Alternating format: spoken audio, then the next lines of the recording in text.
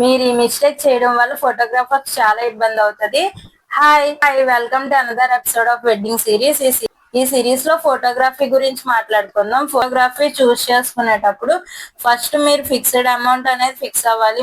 మీ events కి ఇంత budget అనేది ఫిక్స్ అయిన తర్వాత మీరు చూస్ చేసుకునే ఫోటోగ్రాఫర్స్ 3-4 మెంబర్స్ ని కాంటాక్ట్ అయిన తర్వాత మీ బడ్జెట్ కి ఎవరు సెట్ అవుతారు అనేది చూస్ చేసుకుని ఫస్ట్ వాళ్ళ వర్క్ చెక్ చేయండి. వాళ్ళ వర్క్ చెక్ చేసిన తర్వాత మీకు ఎన్ని ఈవెంట్స్ ఉంటాయి, లైక్ మీకు ప్రీ వెడ్డింగ్ సాంగ్ కావాలా, ఓన్లీ ఫొటోస్ కావాలా, రీల్స్ షార్ట్స్ లాగా కావాలా, ఇంకా మీకు మ్యారేజ్ డే రోజున ఎన్ని ఈవెంట్స్ ఉంటాయి, బిఫోర్ మ్యారేజ్ ఏమి ఈవెంట్స్ ఉన్నాయి క్లారిటీగా ఫోటోగ్రాఫర్స్ కి మీరు ఎక్స్ప్లెయిన్ చేయాలి. ఇంకో మెయిన్ రీజన్ ఏంటంటే బ్రైడ్ గ్రూమ్ సేమ్ ప్లేస్ లో ఉంటే ఓకే. ఇన్ కేస్ వేరే డిఫరెంట్ ప్లేసెస్ లో ఉన్నారనుకో ఫోటోగ్రాఫర్స్ కి ఇబ్బంది అవుతుంది. వాళ్ళ టీమ్ మెంబర్స్ తక్కువ ఉండడం, వాళ్ళకి హడావిడి అయిపోవడం వల్ల మీ ఈవెంట్ లో కొన్ని మెమోరీస్ మిస్ అవ్వచ్చు. కాబట్టి మీ ఈవెంట్ సేమ్ ఇద్దరికి ఒక దుక్కునేనా, లేకపోతే డిఫరెంట్ ప్లేసెస్ ట్రావెల్ చేయాలా, ఎంత డిస్టెన్స్ ఉంటది, ఇవన్నీ క్లారిటీ మాట్లాడిన తర్వాత మీ బడ్జెట్ వాళ్ళు చెప్పిన తర్వాత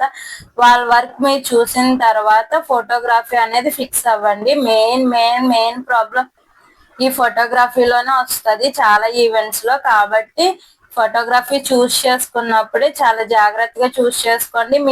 మీకు కావాల్సిన రిక్వైర్మెంట్స్ అన్ని వాళ్ళని అడిగిన తర్వాత మీకు ఓకే అయితే కన్ఫర్మ్ చేసుకోండి మీ డేట్స్. నెక్స్ట్ వీడియోలో మోర్ డీటెయిల్స్ మాట్లాడుకుందాం. అప్పటి వరకు బై క్యూటీస్.